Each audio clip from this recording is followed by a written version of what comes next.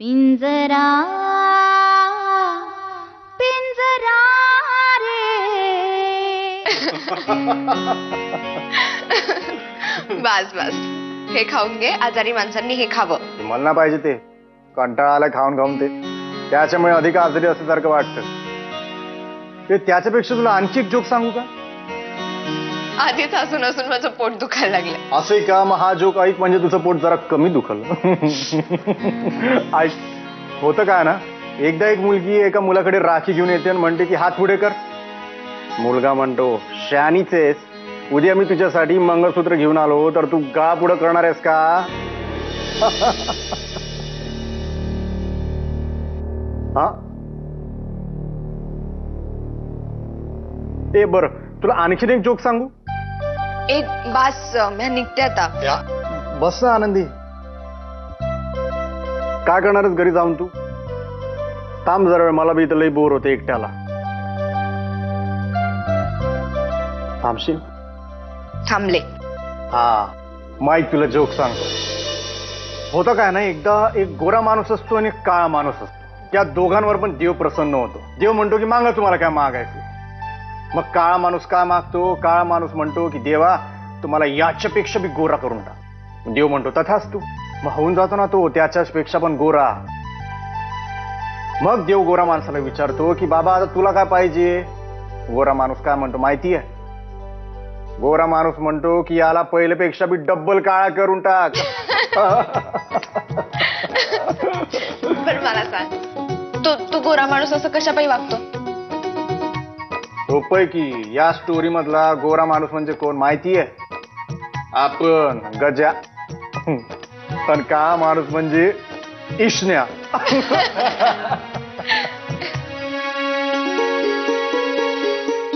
आई ग.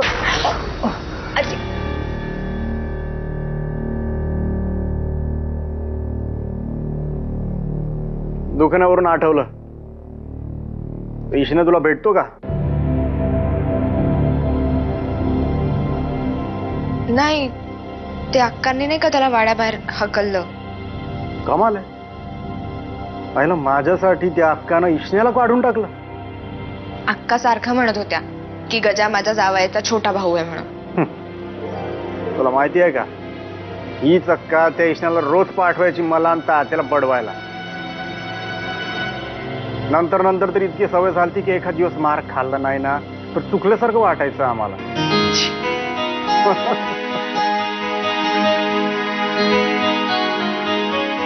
बर, झालं ते झालं. पण आता जर का तो इष्ण्या कधी समोर आला ना तर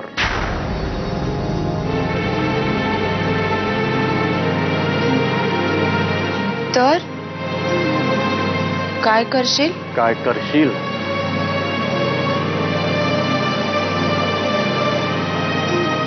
उलट पावलानं पळून जाईल.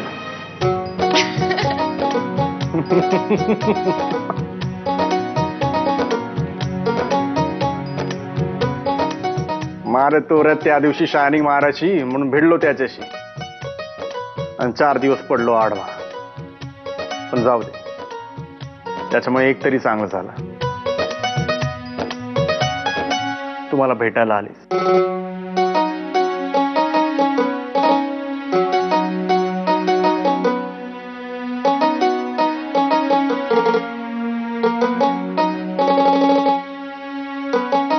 तू वेगळाच रे. एकदा तर माझा दादा पण आहे. मी होतो म्हणून मार खाल्ला. माझा दादा असताना तर फोडला असता त्या इष्ण्याला. कराटे चॅम्पियन आहे तो.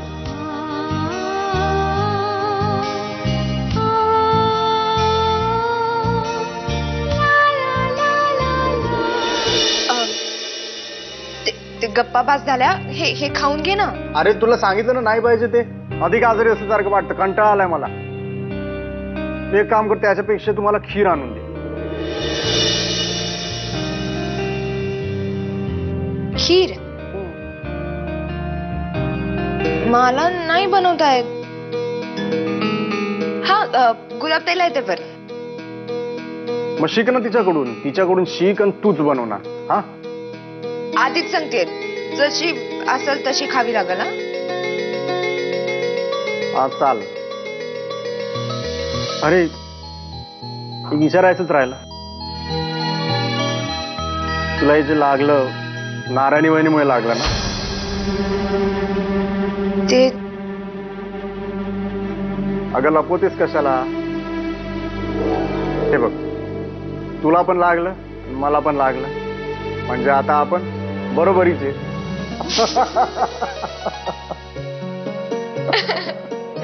बरं बास, आता येते मी. हा काळजी घे. तू बी.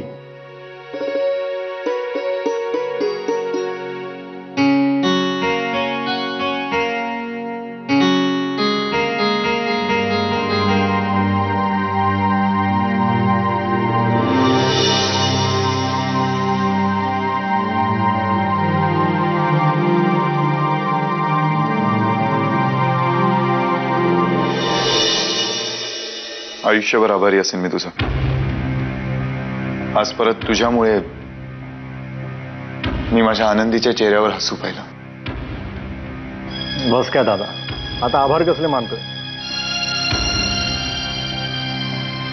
खरं तर आत्ता ओळखायला लागलो हिला मी. आधी वाटत तमाशावाली आहे, तिला काय कळते? पण वेगळी आहे रे. वेगळी तर आहेच,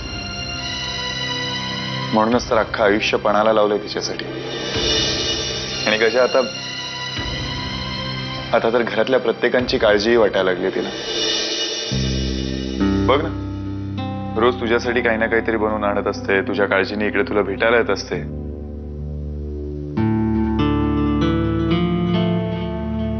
आईचीही काळजी घेत असते.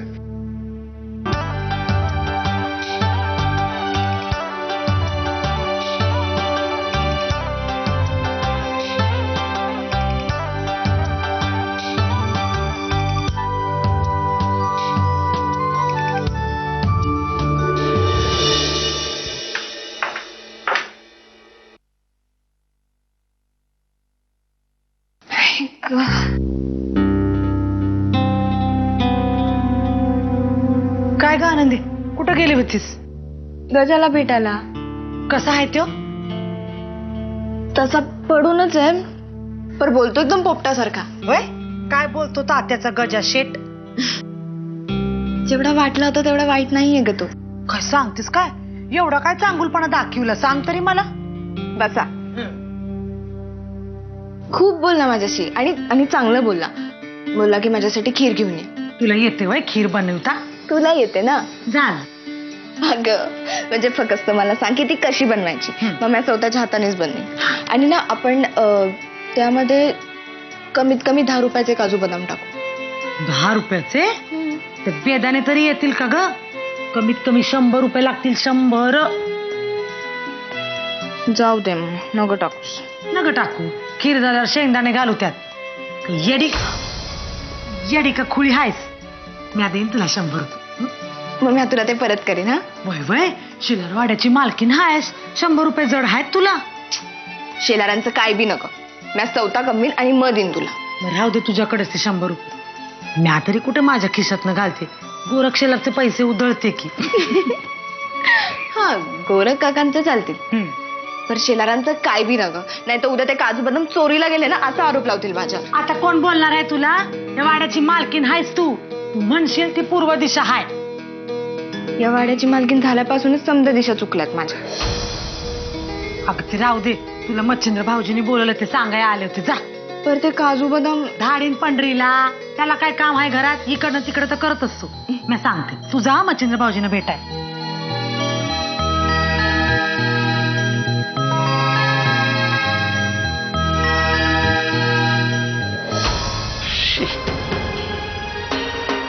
लाज लाज वाटायला हवी तुला. मोठी बहीण आहे तुझी ती. तिच्या अंगावर चक्क हात टाकताना काहीच वाटलं नाही तर. तिला काय वाटतं हे मला माहित नाही, पण मला माझा संसार जास्त महत्वाचा वाटतोय. अजूनही स्वतःच्या चुकीचं समर्थनच करतेस तू. खरं तर मी हात उचलण्याआधी तुम्ही हात उचलायला हवा होता. हकलून द्यायला पाहिजे होतं तिला. लग्न झालेल्या बहिणीच्या संसारात विष कालवते ती. कशा पद्धतीने तुझं वीरशी लग्न झालंय हे विसरू नकोस तू नारायणी. अगं त्या मुलीने तिचं सर्वस्व दिलंय ग तुला. मनात आलं असतं ना तर माझ्या हाताने तुझ्या कपाळावरचं कुंकू पुसून टाकलं असतं मी. अगं लग्न हे खूप खूप पवित्र नातं आहे ग. तुम्ही त्याची फार व्याख्याच बदलून टाकलीत. माझं लग्न कसं झालं हे मला माहित नाही. माझ्या अपरोक्ष घडलेला प्रकार होता तो. आणि जर का जाबच विचारायचं असेल ना तर माझ्या मम्माला जाऊन विचारा. नाही, खरं तर खूप व्यवस्थित बोलणार होतो मी तुझ्याशी, पण बहुतेक तुझी तेवढी कुवतच नाही. आणि म्हणूनच माझी इच्छा नसतानाही मला एक कठोर निर्णय घ्यावा लागतोय. मी जी काही 25% प्रॉपर्टी तुझ्या नावावर केली होती त्यातला एक छदामही तुला मिळणार नाही.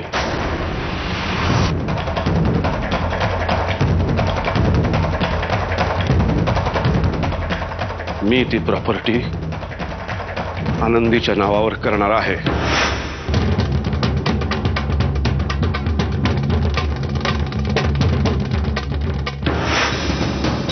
हेगडे साहेब, मच्छिंद्र शेलार बोलतोय.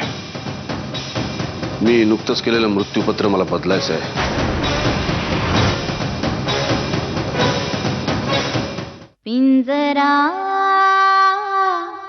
पिंजरा रे पिंजरा पिंजरा रे. मी ती प्रॉपर्टी आनंदीच्या नावावर करणार आहे.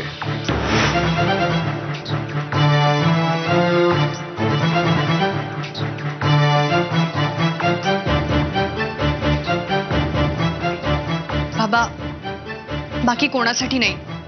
मी फक्त तुमच्यासाठी तिची माफी मागायला तयार आहे. माझ्यासाठी नाही, तर तू चुकलीस म्हणून तू तिची माफी मागायचीस. ठीक आहे, मागते मी तिची माफी.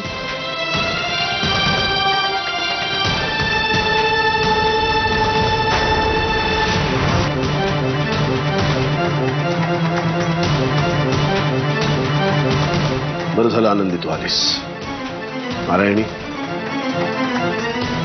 आत्ता इथे माझ्या समोर आनंदीची माफी माग आणि विषय संपवून टाक. माझं काही चुकलं असेल तर मला माफ कर. चल निघ. तिची माफी मागतेस की तिला धमकी देतेस? मला अशाच पद्धतीने माफी मागता येते. ठीक आहे, तू तुझ्या ह्याच निर्णयावर ठाम असशील तर मग मलाही माझं मृत्यूपत्र बदलावंच लागेल.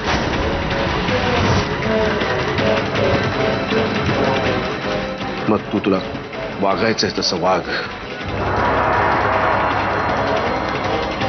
कारण मग तुझा आणि माझा काहीही संबंध नसेल.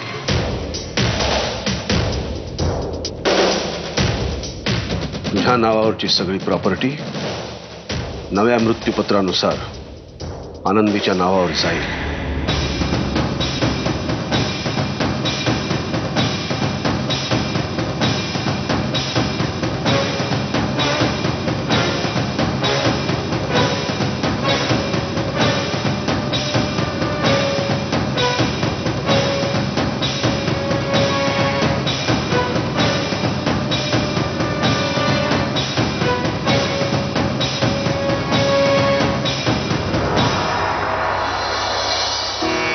बाबा, तुम्ही कशाबाई मला नवे नवे धक्के देताय?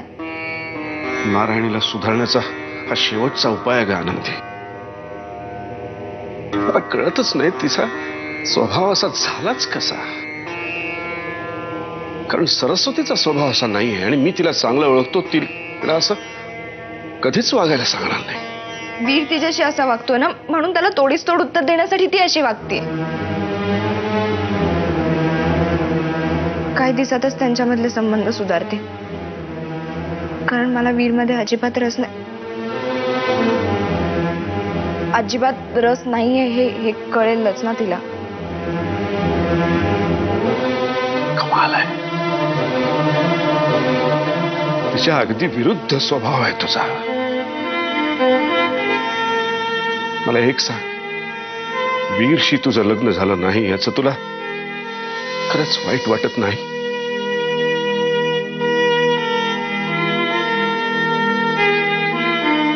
मोहिनीशी माझं लग्न झालं असतं तर बरंच झालं असतं ना.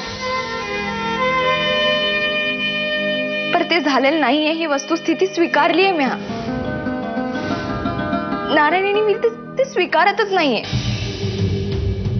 त्यांना कसं कळत नाहीये की पुन्हा तेच तेच करून आपल्या पदरात तेच तेच पडत. त्यांना हे कळायला पाहिजे की हे कुणीतरी थांबायला पाहिजे, हे समजा बदलायला पाहिजे. कुठे शिकलीस ग हे सगळं? ठाव नाही. अशीच आहे म्या.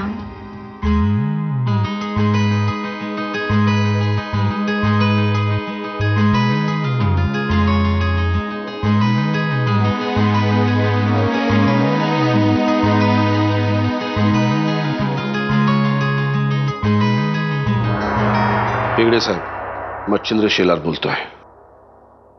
मी नुकतंच केलेलं मृत्यूपत्र मला बदलायचं आहे.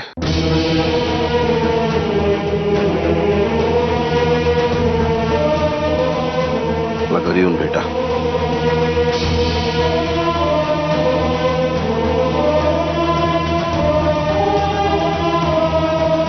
तुझ्याशी तरी कुठे नीट वागतो ग तो माणूस.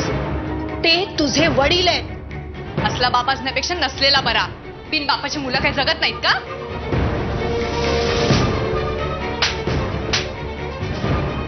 पिंजरा पिंजरा रे पिंजरा पिंजरा रे.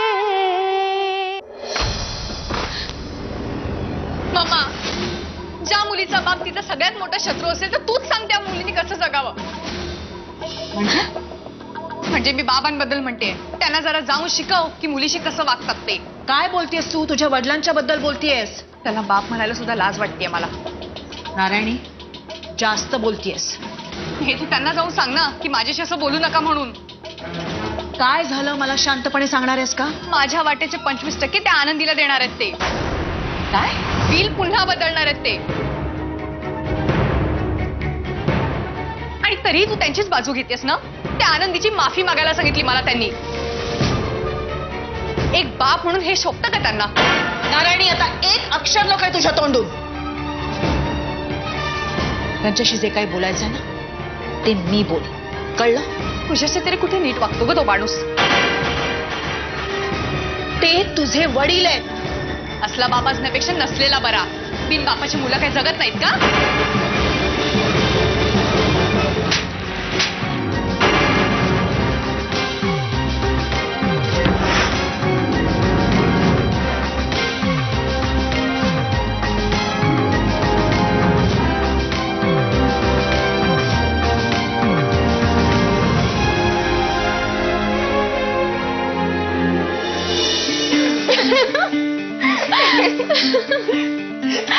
त्या पलंगावर पडल्या पडल्या एवढे जोक सुचत होते वय त्याला. शालिनी वहिनी, तुम्ही तर पहिल्यांदाच एवढ्या हसला असाल नाही? एक खरं सांगू, सून म्हणून या घरी आल्यानंतर पहिल्यांदाच एवढी हसली मी. ऐका हे तर काहीच नाही. 2 बरगड्या, 1 हात आणि दुसऱ्या हाताचा अंगठा मोडलेला असून सुद्धा म्हणत होता. तो विष्णासमोर आला ना तर काय पळून जाईल. अगं थोडे बदाम जास्तच घाल. हे घे. अगं पळून जाय ताकद नको. बासा जास्त खिल्ली नको उडूस. एक तर त्यांनी माझ्या पायी मार खाल्ला, तो बी विष्णूचा. आणि बघ ना, बेडवर पडला होता तरी बी मला हसवत होता. आनंदे, तुझ्या पै त्याला जाऊन भेटावंसं वाटतंय हॉस्पिटलात. माझ्या लेकीच्या चेहऱ्याचं हसू परत आणलंय त्यानं. खरंच. ए आनंदे, आणखीन काय ग म्हणाला तो? सांग ना. सांगते, पण आधी या खिरीत अजून काय काय घालायचं ते तर सांगा. त्याला साखर चालते ना? म्हातारा आहे तो. अगं मग साखर घाल की त्याच्यामध्ये. आणि खीर खाली उतरवलीस ना की बदाम बी घाल आणि केशर आणि एलचीची पूड पण. हा हा चल.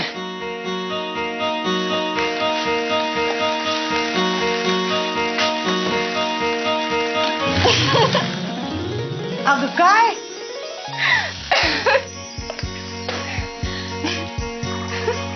अगं बोल की. माझ्या डोक्यावरची पट्टी पाहून म्हणाला, मला विष्णूनी पडवलं आणि तुला नारायणीनी, म्हणजे आपण दोघं एकसारखेच. ए आनंदे, पण हे काय? आपल्या जखमांवर आपणच हसायचं? त्याचं काय असतं ना शालिनी वहिनी, असं जर केलं ना तर आपलं दुःख आणि आपलं राग कुठल्या कुठे पळून जातंय. ए खरं का काय? असं जर असेल ना तर आमच्या ह्यांचा राग कमी करण्यासाठी रोज ह्यांना कोणीतरी 2-4 जोकच सांगायला हवेत. पण त्याचं कसं असतं ना, ज्यांना तात्पुरता रोग झालाय त्यांचं ठीक आहे, ज्यांना कायमचाच एवढा मोठा रोग झालाय त्यांचं काय बी नाही होऊ शकत. मी काय म्हणते, आता आपण एवढं हसलं ना तर खीर चांगलीच झाली असेल. अगं पण नेण्याआधी जरा त्याची चव तर घेशील. एवढी हसता हसता खीर केली, खीर खाता खाता हसता हसता कायमचं हसणं बंद होऊन जायचं गजाचं. बरोबर, चल हे बी घाल त्याच्यामध्ये.